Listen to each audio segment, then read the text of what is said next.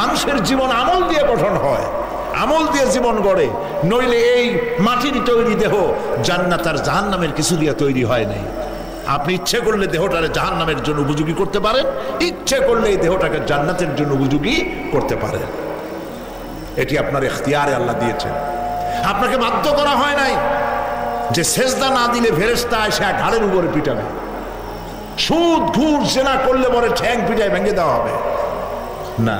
আপনি বাধ্য নন, আপনি সম্মানিত জীব আল্লাহ, সম্মানিত প্রাণী আল্লাহ পাকের, সেই জন্য মানুষকে বাধ্য করা হয় নাই। অটোনোমাস বডি, অটোনমি দেওয়া হয়েছে, আপনাকে স্বাধিকার দেওয়া হয়েছে। চন্দ্র সূর্যের ব্যাপারে স্বাধিকার দেওয়া হয় নাই। রাত এখন 7:35, সূর্যের বাপেরও ক্ষমতা নাই বাংলাদেশে এখন উকি মারে, ঠিক কিনা? সে এখন আমেরিকায় রোদ দিচ্ছে, তাপ দিচ্ছে আমেরিকায়। ওকে নির্ধারণ করা হয়েছে যেভাবে, সেইভাবেই করতে হবে।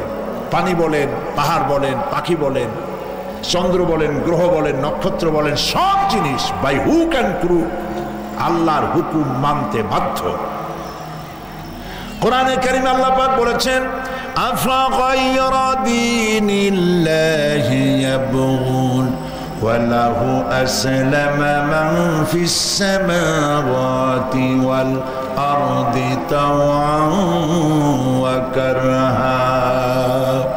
আল্লাহর দেওয়া জীবন ব্যবস্থা ছেড়ে দিয়ে তোমরা কি অন্য কোনো মতবাদ তালাশ করো?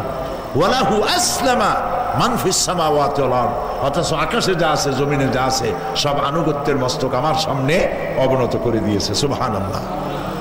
মানুষকে আল্লাহ পাক ইখতিয়ার দিয়েছেন, ইচ্ছে করলে মাহফিলও আসতে পারেন, ইচ্ছে করলে সিনেমাও ঢুকতে পারবেন, অসুবিধা নেই।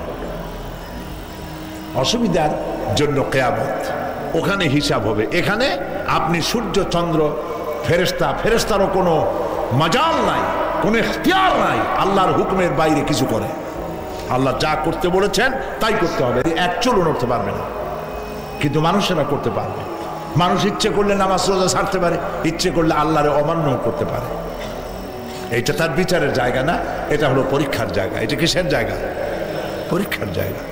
এখানে আপনি কামাই করলে ওখানে কিছু পাবেন, এখানে কামাই না করলে কিছু পাবেন না। আরো সোজা করে বলি,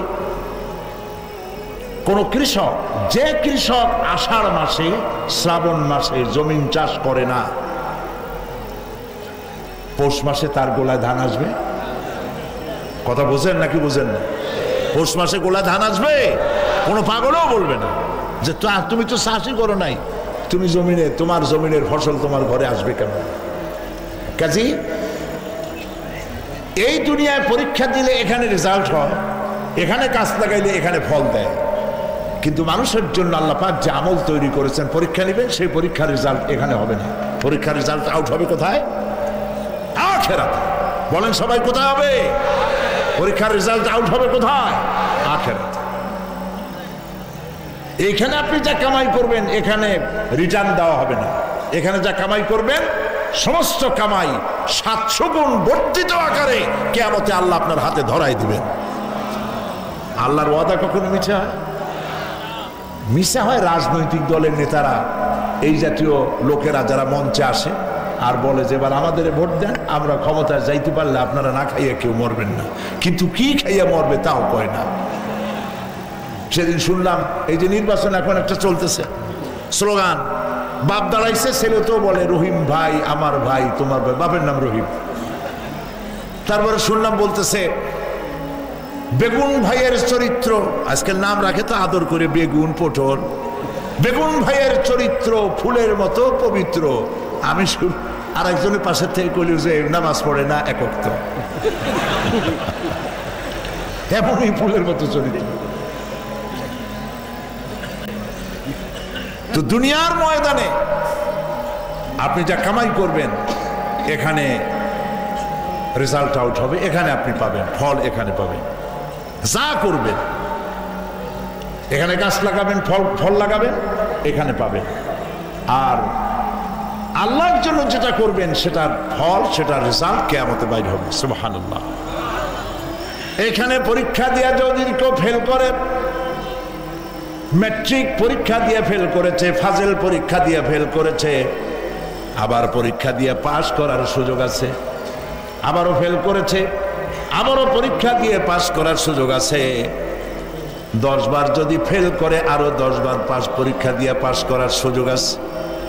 কিন্তু কিয়ামতের দিন আল্লাহ রাব্বুল আলামিনের জীবনের পরীক্ষায় কোনো মানুষ যদি আল্লাহর আদালতে ফেল করে বসে একবার, দ্বিতীয়বার পরীক্ষা দেওয়ার আর কোনো সুযোগ নাই। এই পৃথিবীতে যদি কেউ নিম্ন আদালতে মামলায় হেরে যায়, জজ কোর্টে করবে, যদি হেরে যায় হাইকোর্টে করবে, হেরে গেলে আপিল করবে সুপ্রিম কোর্টে, সুপ্রিম কোর্টেও যদি হেরে যায় তাহলে প্রেসিডেন্টের কাছে আপিল করবে। সুযোগ আছে কয়েকবার। কিন্তু কিয়ামতের দিন জীবনের আদালতে কোনো মানুষ যদি একবার ফেল করে বসে, জীবনের মামলায় যদি একবার হেরে যায়, দ্বিতীয়বার আপিল করার আর কোনো জায়গা নাই। প্রিয় ভাই সব, সেই কিয়ামতের মাঠে আমাদেরকে উঠতে হবে, আল্লাহর দরবারে উঠতে হবে। সেই সময় আমাদেরকে কেউ উপকার করবে না। يوم لا ينفع مال ولا بنون, সম্পদ আর সন্তান সন্ততি কোনো কাজে লাগবে না। মা তার সন্তানকে চিনবে না, সন্তান তার মাকে চিনবে না, বাপ তার সন্তানকে চিনবে না, কেউ কাউকে পরিচয় দিবে না। কি মারাত্মক অবস্থা! মানুষ চরম অসহায় হয়ে যাবে। চতুর্দিকে ফেরেশতার আনাগোনা, সূর্য মাত্র 1 হাত উপরে, প্রচন্ড তাপ নিয়ে সূর্য অবস্থান নেবে, মাথার চান্দি ফেটে গিয়ে গুনাহগারের মাথার মগজ গলে গলে পড়তে থাকবে। পিপাসার যন্ত্রণায় জিহ্বাটা ঝুলে কুকুরের মতো করে নাভিস্থল পর্যন্ত ঝুলে পড়বে। কেউ উপকার করবে না, কেউ জিগাবেও না। অনেক লোক আছে পীরের কাছে মুরিদ হয় আর মনে করে পীর সাহেব তারে কিয়ামতে সুপারিশ করবে। অসম্ভব। আয়াতুল কুরসির মধ্যে আমরা পড়ি, মান যাল্লাযী ইয়াশফাউ ইনদাহু ইল্লা বিইজনিহি। কে আছে এমন, কার হিম্মত আছে আল্লাহ পাকের বিনা অনুমতিতে কথা বলে? সুবহানাল্লাহ বলে। কোথার পীর, কোথার খাজা বাবা হারায় যাবে। ইব্রাহিম আলাইহিস সালামের মতো পয়গম্বর কি মনে করে? আল্লাহর খলিল। ইব্রাহিম আলাইহিস সালাম আল্লাহর কি? আল্লাহর খলিল। আল্লাহর খলিল কিয়ামতের দিন বলবেন, আল্লাহ পাক, আয় আল্লাহ তাআলা, আমার বাপের কাছে আমার একটা ওয়াদা ছিল, আমি সুপারিশ করব তার জন্য, তুমি দয়া করে আমার বাপকে জাহান্নাম থেকে ক্ষমা করো, আমি তার জন্য সুপারিশ করতেছি। আল্লাহ তাআলা বলবেন, ইব্রাহিম, তোমার সুপারিশ মঞ্জুর হলো না। কথা বুঝতেছেন না? বুঝতেছেন না? ইব্রাহিম আলাইহিস সালাম যদি বাপের জন্য সুপারিশ করতে না পারে, ইব্রাহিম আলাইহিস সালাম তিনি যদি তার বাপের জন্য সুপারিশ করিয়া যদি ব্যর্থ হন, আপনার পিসাব কোন কামে লাগবে চিন্তা করেন। নবী করিম সাল্লাল্লাহু আলাইহি ওয়াসাল্লামকে প্রশ্ন করা হয়েছে, হে রাসূল, আপনার আব্বা আম্মার অবস্থা কি হবে? কথা কি শোনেন নাকি? আপনার আব্বা আম্মার অবস্থা কি হবে? নবী করিম সাল্লাল্লাহু আলাইহি ওয়াসাল্লাম বলেছেন, আমি আমার আব্বা আম্মার কোন উপকারে আসব না। ইন্না লিল্লাহি ওয়া ইন্না ইলাইহি রাজিউন। তাহলে কোন সাহসে মনে করতেছেন কোন পীর কোন একটা বিদেশ থেকে, দেশের থেকে একটা নাজিল হলো আর ওইটার পিছনে পিছনে দৌড়াবেন, সে আপনারা নাজাত দেবে, তার পায়ে চুমা খাবেন? এই পায়ে হাত দিয়ে কদম বুঝি করা বাদ দেন। টাকা ইনকাম করার জন্য মানুষকে ভুল পথে পরিচালিত করছে অনেক পীর। হাসেন এমন, খালি মানুষে টাকা দেয়, জামায় অনেক পকেট, খালি টাকা নেওয়ার সমানে ঢুকাইতে থাকে চতুর্দিক দিয়ে। বাইরে বোঝার উপায় নাই, কিন্তু অনেক পীর আছে এমন, ঢাকা শহরে বড় বড় মার্কেটের মালিক, আমি জানি, বড় বড় মার্কেটের মালিক, বিরাট ব্যবসায়ী, জামা পরিষ্কার করে না 2 মাসেও, মানুষকে দেখাবার জন্য গামছাটা নাকের কাছে ধরে ফত ফত করে আওয়াজ করে, মনে হয় যেন কাঁদতেছে। আর্টিফিশিয়াল তাসান্নু। হাবিজাবি জিকির শিখায়। লা ইলাহা কতক্ষণ, ইল্লাল্লাহ কতক্ষণ, আল্লাহ আল্লাহ কতক্ষণ। কোথায় পাইছো ইল্লাল্লাহ? ইল্লাল্লাহ কিসের জিকির? ইল্লাল্লাহ মানে কি? আল্লাহ ছাড়া, আল্লাহ ছাড়া, আল্লাহ ছাড়া। আল্লাহ ছাড়া কি? কাজী রাসূলুল্লাহ যা করেন এগুলি বেদাত। এইসব পীরের পাশে যাবেন না, মনে থাকবে।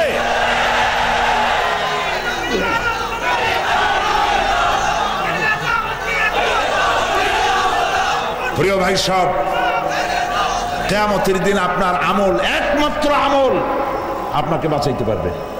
এই কোরআন শরীফে আল্লাহ পাক বলেছেন, ইয়া আইয়ুহাল্লাযীনা আমানু আবতাগু ইলাইহিল ওয়াসিলা। হে বিশ্বাসীরা, ওসিলা ধরো।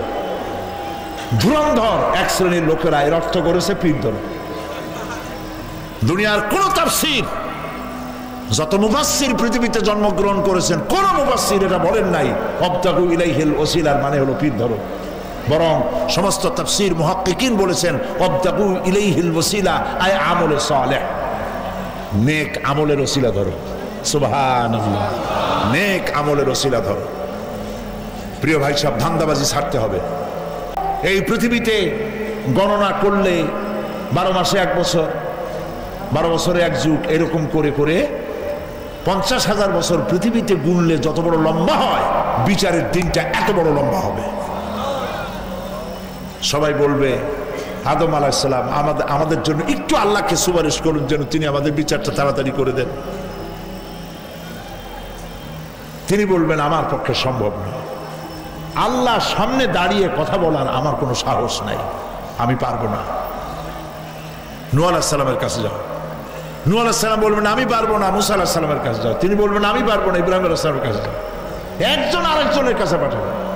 সর্বশেষ ঈসা আলাইহিস সালামের কাছে লোকেরা আসবে, হাসরবাসী।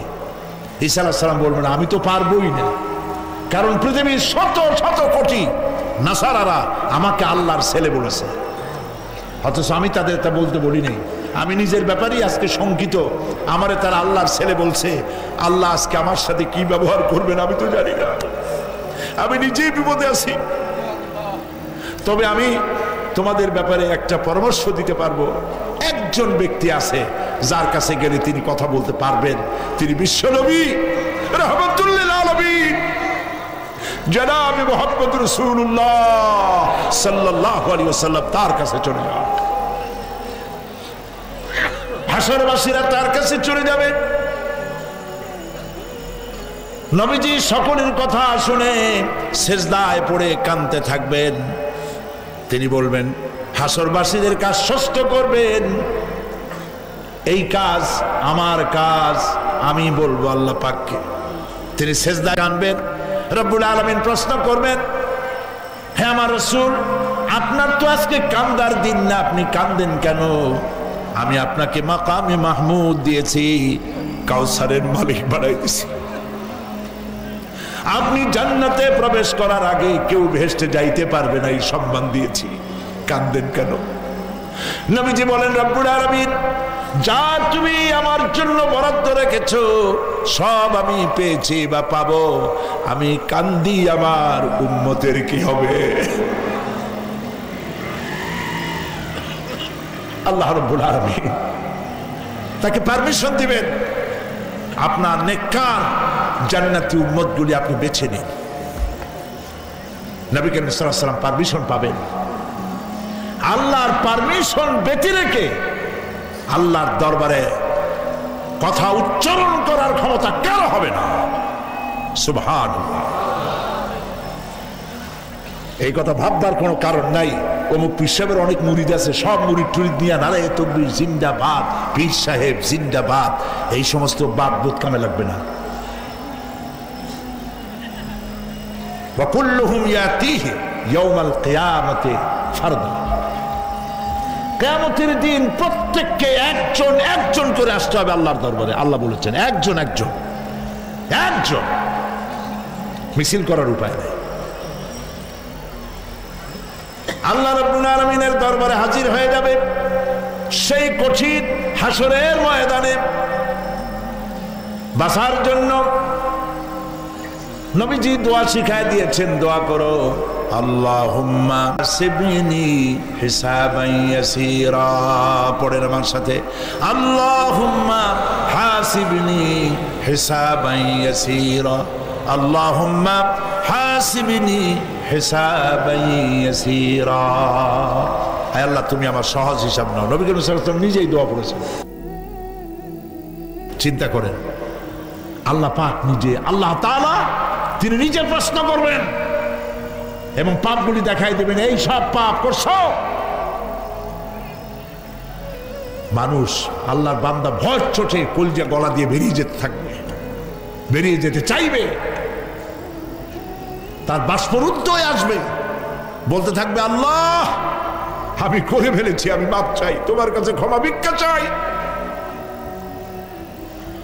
আল্লাহ রাব্বুল আলামিন বান্দার কাকুতি বিনতির দিকে লক্ষ্য করে বলবেন, বান্দারে আমি তোকে ক্ষমা করে দিলাম।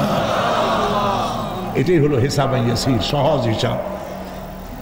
এই সহজ হিসাব কার কিসমতে আছে, কার কিসমতে নাই, তা আমরা কেউ জানি না। এই দুনিয়াটাকে আল্লাহ পাক বানাইছিলেন পরীক্ষা নেওয়ার জন্য। কি জন্যে? পরীক্ষা নেওয়ার জন্য। পরীক্ষায় যার যে বয়স এখন আছে এখানে, আমার যা বয়স, আপনার যা বয়স, এই বয়সে যা যা করছি এখন হিসাব করেন। ছোটবেলায় কই মাছের কাঁটা গলার মধ্যে ঢুকছিল, তখন ক্লাস 2তে পড়ি। এরকমের একটা ঘটনা মনে আছে কিনা? মনে নাই? অন্যের বাড়ির আম পাড়তে গিয়া বাড়িওয়ালার সামনে পড়ছিলেন, 2টা থাপ্পড় দিছিল। এসব কথা মনে আছে না? আছে কিনা? এই ছোট্ট ছোট্ট কথাগুলি, কোন পুকুর পাড়ে আসার খাইছিলাম, কেটা মারছিল, সেই ছোট্টবেলা থেকে এই পর্যন্ত এই ছোট্ট কথাগুলি যদি মনে থাকে, তাহলে বড় বড় পাপ কি কি করছেন তা মনে নাই। তাহলে নিজের হিসাব নিজে করো। কিয়ামতে আল্লাহ পাক আমলনামা হাতে দিবেন, বলবেন, পড়ো, ইকরা কিতাবাক, পড়ো তোমার আমলনামা। তুমি তোমার হিসাবের জন্য আজকে তুমি নিজেই যথেষ্ট। পড়ে দেখো কি করছো। ইন্না লিল্লাহি ওয়া ইন্না ইলাইহি রাজিউন। খালি টাকা চাই, টাকা টাকা। বাড়ি একটা আছে আরো 6টা চাই, দোকান 5টা আছে আরো 7টা চাই, গাড়ি একটা আছে আর 50টা চাই। এই চাই আর চাই, খাই আর পাই, এই করতে করতে মানুষের জীবন শেষ হয়ে যায়। আহারে, একেবারে খালি হাতে চলে গেল। ইন্ডাস্ট্রি পড়ে থাকলো, বাড়ি পড়ে থাকলো, গাড়ি পড়ে থাকলো, 3খান কাপড় নিয়ে আর চলে গেল গর্তের মধ্যে। আহারে, ছেলে মেয়ে বউ চোখের একটু পানি ফেলাইলো ওই দিন, আর কিচ্ছু না, কবরের মধ্যে রেখে দিল। এখন কবরের ভিতরে ফেরেশতা চলে এসেছে। বেঈমান হয়ে যদি মারা যেয়ে থাকি, ইমান নিয়ে মরে নাই, বেঈমান হয়ে মারা গেছে, কলেমা মনে আসে নাই, জিজ্ঞেস করা হবে, মান রাব্বুকা মা দীনুকা মান নাবিয়ুকা, কে তোমার রব, কি তোমার দিন, কে তোমার নবী। বেঈমান বলবে, হায় হাতা লা আদরি, জানি না। নাউযুবিল্লাহ, বলে নাউযুবিল্লাহ, জানি না। এখানে আপনি মুখস্থ করে গেলেই যে ওখানে জবাব দিতে পারবেন এমনটি হবে না। আমল, আমল করতে হবে, আমল তৈরি করতে হবে। আমল মানে কিন্তু এইটা না যে আপনি বসে বসে তসবিহ পড়বেন। এটা লোকের আমল করে, যে লোকটা খুব আমলদার, খুব আমল করে। আমলের ইংরেজি হচ্ছে ওয়ার্ক, বাংলা হলো কাজ। তো কেউ বসে বসে কোনো কাজ নাই, তসবিহ টিপতেছে, এটা কিন্তু আমল হইল? আপনার সমস্ত কাজগুলি হতে হবে আল্লাহরে খুশি করার জন্য। দোকানদারি করবেন, আল্লাহরে খুশি করার জন্য করেন। কবরের ভিতরে জবাব দিবে, আমি কিছু জানি না। কিছুই যখন জানলো না, শাস্তি শুরু হয়ে যাবে। সিজ্জিনে তার রূহ রাখা হবে, এ মাটির দেহ মাটির সঙ্গে মিশে যাবে। কবরের মধ্যে কোনো প্রচন্ড শাস্তি বা জাহান্নামের আগুন ইত্যাদি দিয়েছি, প্রচন্ড কোনো শাস্তি হবে না।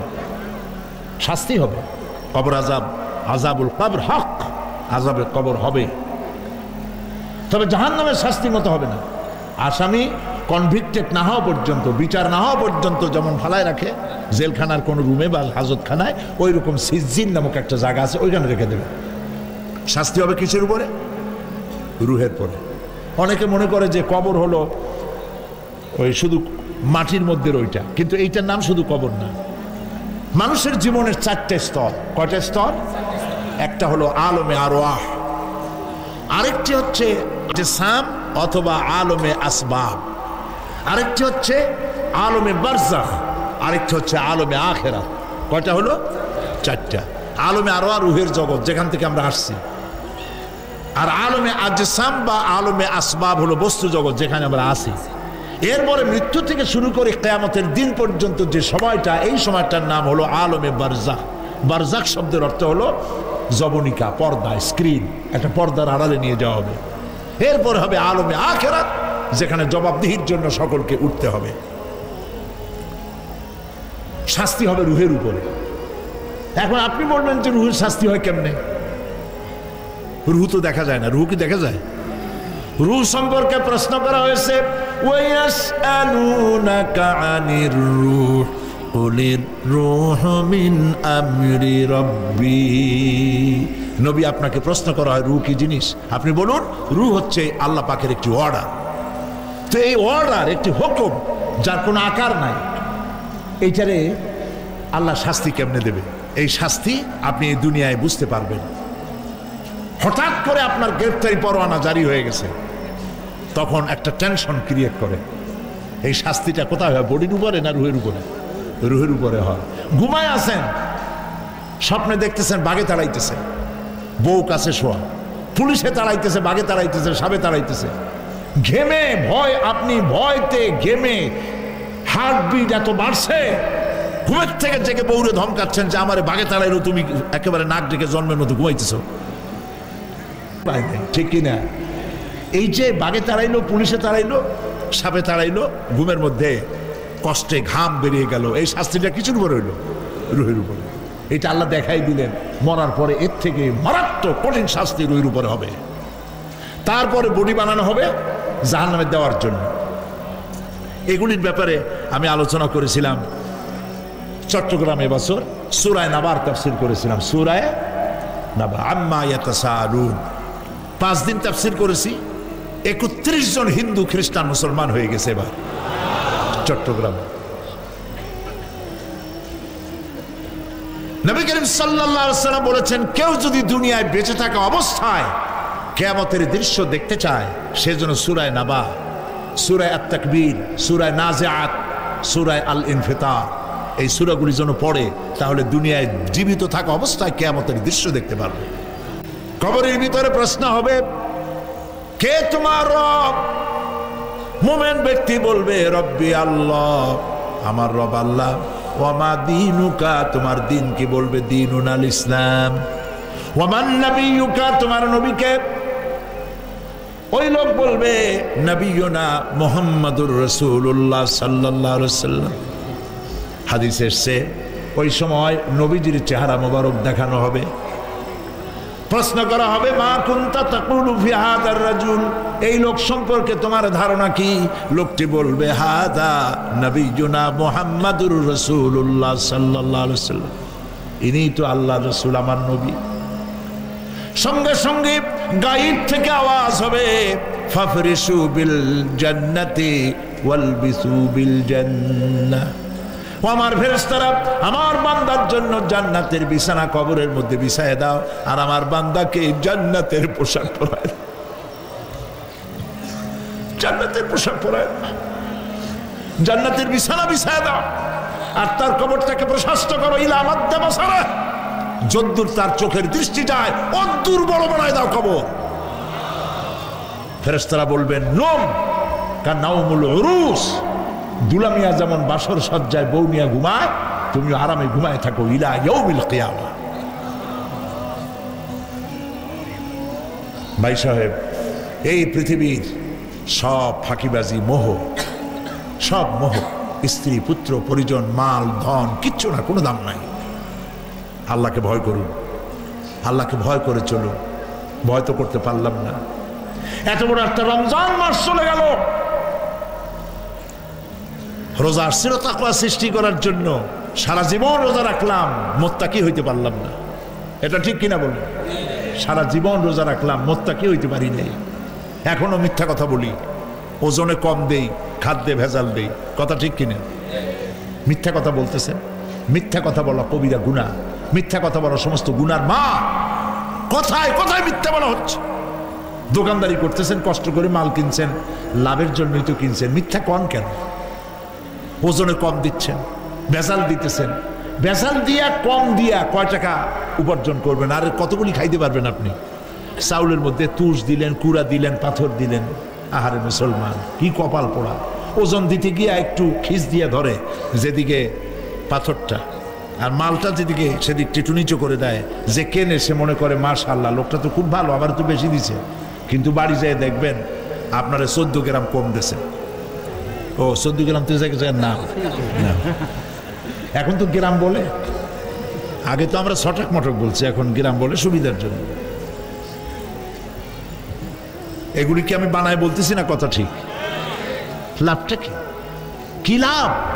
জমিনের আইল ঠেলতেছেন, পরের জমিন দখল করতেছেন, বোনেরে ঠকাইছেন, ভাইরে ঠকাইছেন, ভাইয়ের সম্পত্তি ফেরত দেন নাই। আহা, এই যে দুরবস্থার সৃষ্টি হলো, আমলের পরিবর্তন হলো না। মসজিদ বানাইছি সব দালান, মসজিদগুলি সব বিল্ডিং হয়ে গেছে। নবী করিম সাল্লাল্লাহু আলাইহি ওয়াসাল্লাম বলেছেন, মাসাজিদুহুম আমিরাতুন ওয়া হিয়া খারাবুম মিনাল হুদা। মসজিদগুলি সব দালান হয়ে যাবে শেষ যুগে। এগুলি নবী করিম সাল্লাল্লাহু আলাইহি ওয়াসাল্লামের ভবিষ্যৎবাণী। মসজিদগুলি কি হবে? সব বিল্ডিং হয়ে যাবে। ওয়া হিয়া খারাবুম মিনাল হুদা, হেদায়েত থেকে খালি হয়ে যাবে। হেদায়েত নাই, খালি মসজিদ, building, tiles, mosaic, air condition সব আছে, হেদায়েত নেই। কবি বলতেছেন, मस्जिद तो बना ली है शब भर में ईमान की हरारत वालों ने, मन पुराना पापी रहा बरसों में नमाजी बनना सिखा। মন চাইছে তাড়াতাড়ি করে মসজিদ একটা বানাই ফেলাইছে, কিন্তু বছর বছর নামাজ পড়লো, মন সেই পুরানা পাপী রয়ে গেছে, সেই পাপ থেকে সে বাঁচতে পারে নাই।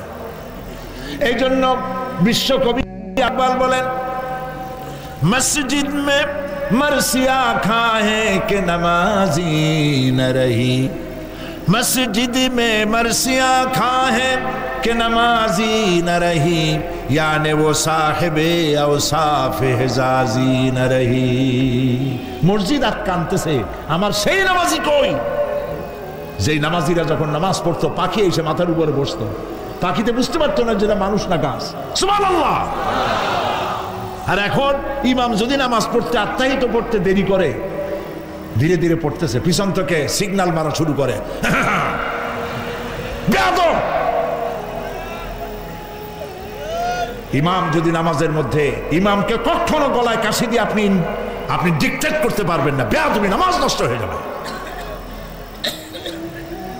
অনেকে করে কিনা বলো? ওর নিজেরটা শেষ হয়ে গেছে, এই জন্য ইমাম করে না কেন, সেই জন্য কাশি দেয়। এটা ফাজলামি করার জায়গা নয়। প্রিয় ভাই সব, আমরা যদি আমাদের আমলকে গঠন করতে পারি, কিয়ামতের দিন নাজাত পাবো। আমল যদি গঠন করতে না পারি, তাহলে কিয়ামতের দিন বাঁচার কোনো উপায় নাই। প্রিয় ভাইয়েরা, এই জন্য আল্লাহ রাব্বুল আলামিন কোরআনে কারীমের মধ্যে বলেছেন, আল্লাযী খালাকাল মাউতা ওয়াল হায়াতা লিয়াবলুয়াকুম আইয়ুকুম আহসানু আমালা। আমি পরীক্ষার জন্য এই জীবন দিয়েছি তোমাদেরকে, পরীক্ষা হবে। এই পরীক্ষা, জীবন আর মৃত্যু দুটো জিনিস দিয়েছি পরীক্ষা করার জন্য। এই পরীক্ষার জন্য তোমরা পাস করতে পারো। পরীক্ষা আসছে, এখন প্রশ্নপত্র সব ফাঁস করে দেওয়া হয়েছে। প্রশ্নগুলি সঠিকভাবে আদায় করুন, প্রশ্নগুলি পড়ুন এবং জীবনটাকে সেইভাবে গড়ুন। নামাজটা সহি করে আদায় করুন। বহু মুসলমান আছে নামাজই পড়ে না, নামাজ পড়তে জানেও না। নবী করিম সাল্লাল্লাহু আলাইহি ওয়াসাল্লাম বলেছেন, সাল্লু কামা রাআইতুমুনি উসাল্লি। নামাজ পড়ো সেইভাবে যেভাবে আমাকে তোমরা পড়তে দেখো। সুবহানাল্লাহ। আর রাসূলুল্লাহ কেমনে নামাজ পড়তেন, এইটা বর্তমান বিশ্বের শ্রেষ্ঠ হাদিস বিশারদ আল্লামা নাসিরউদ্দিন আলবানী তিনি ইন্তেকাল করেছেন। আল্লাহ পাক তাকে জান্নাতুল ফেরদাউসের মেহমান বানায় নিক, বলেন আমিন। তার লেখা বই আছে রাসূলুল্লাহ সাল্লাল্লাহু আলাইহি ওয়াসাল্লামের নামাজ। বইয়ের নাম রাসূলুল্লাহ সাল্লাল্লাহু আলাইহি ওয়াসাল্লামের নামাজ। ছোট্ট একটা বই। এই বইটা আপনারা কিনবেন। এই বইটা যেভাবে লেখা আছে নামাজ সেইভাবে পড়বেন। নামাজ রাসূল করিম ঠিক যেভাবে পড়েছেন ওইভাবেই লেখা আছে। আপনি আন্দাজে পড়লে হবে না, টুকুর টাক্কুর করে কয়েকটা সেজদা দিলেই হবে না। তাদিল আরকান, একটা সেজদা থেকে আরেকটা সেজদার মাঝখানে সময় দিতে হবে, রুকু থেকে দাঁড়ায় সময় দিতে হবে, ধীরে ধীরে নামাজ পড়তে হবে। অথচ আমরা নামাজ পড়ি সব থেকে ব্যস্ততার সাথে, দ্রুত, রকেট সার্ভিস। কোরআন শরীফের ভিতরে নামাজের গুরুত্ব সর্বাধিক দেওয়া হয়েছে। নামাজের কথা কয়বার বলা হয়েছে? 82 বার। 82 বার আল্লাহ পাক বলেছেন নামাজ আদায় করো, 82 বার বলেছেন।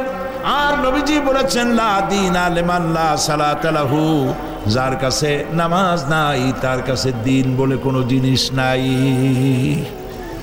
মান তারাকা সালাতান মুতাআম্মিদান ফাকাদ কাফারা, ইচ্ছে করে যে ব্যক্তি নামাজ ছেড়ে দিল কাফের হয়ে গেল, বলেন নাউজুবিল্লাহ। কিয়ামতের দিন, বুখারী শরীফের হাদিস, আল্লাহ পাকের নবী বলেছেন কিয়ামতের দিন সর্বপ্রথম আল্লাহ জিজ্ঞেস করবেন বান্দা নামাজ পড়ছো কিনা। প্রথম প্রশ্ন কি বলেন? প্রথম প্রশ্ন কি?